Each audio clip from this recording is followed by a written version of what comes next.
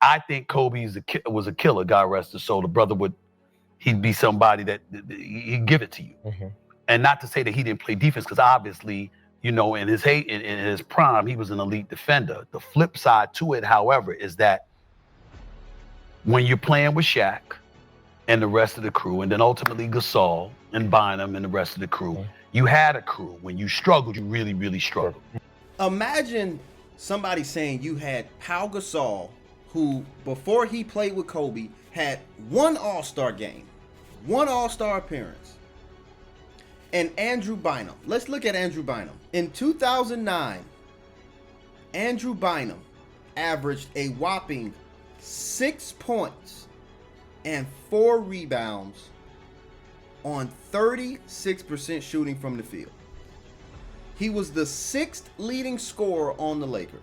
If you have an ounce of honesty in your soul, I want you to ask yourself, if somebody played on a team with LeBron James and they averaged 6 points and 4 rebounds, would anybody ever bring them up as essentially his big three? No, they would say they were garbage, they were bums. Let's go to 2010. In 2010, once again, Andrew Bynum, the 6th leading scorer on the team.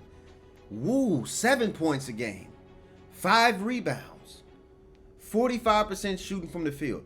Man, Kobe sure had a crew, because if somebody played on a team with LeBron James and averaged 7 points and 5 rebounds on 45% shooting, we would say LeBron had a squad. No, we wouldn't. I've never been a Kobe fan, but this is what pisses me off about the discussions around Kobe, is this exaggeration in narratives that aren't based on actual facts. You're just saying Bynum based on what he was supposed to be, not what his actual level of production was in those series. And it's lazy. I'm so tired of these lazy Kobe takes. Oh, well, he played with Shaq. Name me somebody that could have played with Shaq in Shaq's prime and wouldn't have been the number 2 option. LeBron would have been the number 2. Jordan would have been the number 2. You're talking about he had a crew, and you're bringing up people that average 6 points a game on 35% shooting. And you're talking about he had a crew. Stop with the lazy basketball takes. See, when you look at LeBron took that team to the finals, and then you get swept by San Antonio. But you saw what he did. Everywhere he... Yeah, so LeBron was playing in the East in that year where the New Jersey Nets were 41-41 and made it to the second round.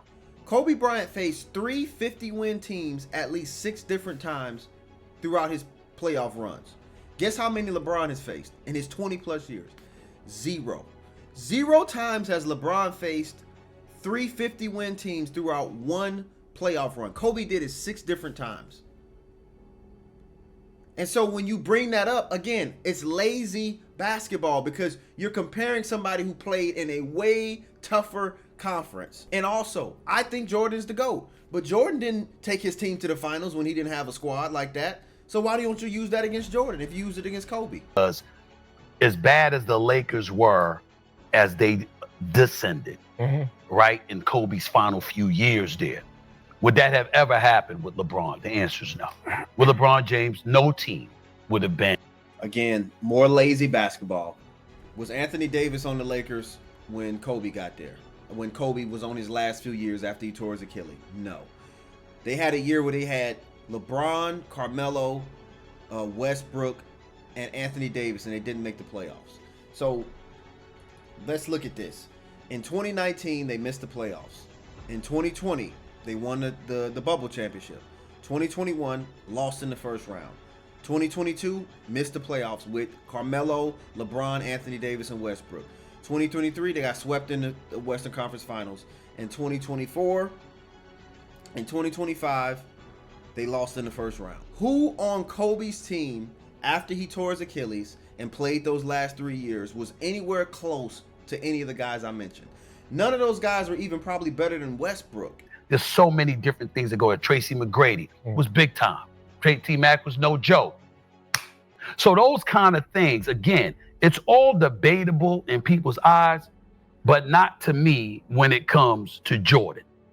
And then they say, well, why not Kobe, with Jordan? I said, because Kobe idolized And practically it was the greatest imitation of Michael Jordan we may have ever seen in terms of style, right? Still came up one title short. Still got. This argument is kind of the fact that he gets punished because he imitated Michael Jordan.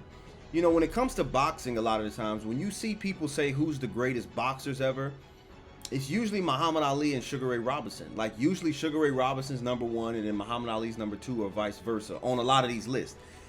Regardless if you agree with that or not, Muhammad Ali admitted that he patterned his boxing after Sugar Ray Robinson. That was his boxing idol. He mimicked him.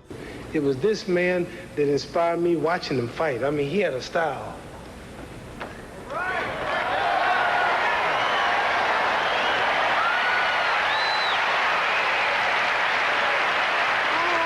So he doesn't get punished for trying to imitate Sugar Ray Robinson. And I know, you know, there are different weight classes and things, but like, what type of argument? I don't get the argument that because you imitated somebody, that means you can't be second. Like, what does that mean? When it comes to the T-Mac on that part, and I go back 7 And I love T-Mac, one of my all-time favorites. 7 starts in his first 2 seasons. I look at it like this. You guys were up 3-1, but you lost, right? And we're laughing because you lost. Technically, y'all were supposed to get swept. No, we're laughing, Gil, because you're just like T-Mac, essentially. Neither one of you guys won a championship. So, of course, you're going to always try to make an excuse why you didn't win. And you try to go to the one series where you probably can make an excuse for T-Mac. What about 05? In 2005, the Houston Rockets went up against Dallas. The Rockets were the 5 seed, Dallas were the 4 seed. The Rockets went up 2-0 in Dallas, going back to Houston. And I'll never forget watching Game 7, they got blown off the court. In 07, T-Mac sat down for an interview with Stephen A. Smith and said, if we don't get out of the first round this year, it's on me. On my shoulders. It's on me. If we don't get out of the first round, it's on me. Wait a minute. If we don't get out of the first round this year, it's on me. Went up 2-0 on Utah again and lost in Game 7. Stop trying to go to the Detroit series where you can, that's the one series you can kind of make an excuse because Detroit had a better team. These other 2 times, he had an equal amount of help as much as Dallas and as much as Utah had, and he still lost. So we have to factor in that you won 3 games that you weren't supposed to win. Because it was a one versus 8 seed. I look, I look at it like that. If we saying you're supposed to get 4-0 and you did get 3 wins, it's still 3 wins. Right. But you have to remember, and this is fairness to you because you're a basketball aficionado. So when you bring this up, basically you're saying these conversations should be left to the basketball aficionados. If he's a basketball aficionado, well, I'm not saying he's not. Of course he knows how to play. I'm saying, why do you guys conveniently leave out the Dallas series in 05 when T-Mac lost? Why do you leave out the 07 series when he lost? Why do you leave out that in 09 when they finally made it to the second round, he was hurt that year and they made it when he didn't play? Why are you going back to the one Detroit series as if that was the only time he lost in the first round? I respect, because you're right. Because most people don't remember they were supposed to get swept. Yeah, just like you guys don't remember 05 and 07 when he said, if we don't get out of the first round, it's on me. And I'm a T-Mac fan. I'm just not a groupie. Look, at the end of the day, everybody has their own opinion. I got my opinion. Gil has his. Stephen A. has his. I'm just tired of the lazy basketball takes. I'm tired of the, elementary school. Well, Kobe took LeBron took this team to the finals. Kobe didn't take his team to the finals in the West, while ignoring that we know the West was a juggernaut compared to the East.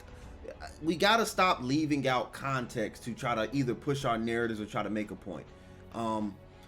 Let me know what you guys think about that. Let me know in the comments. I'll make sure I read the comments, and please like, share, and subscribe, and I'll see you all in the next one.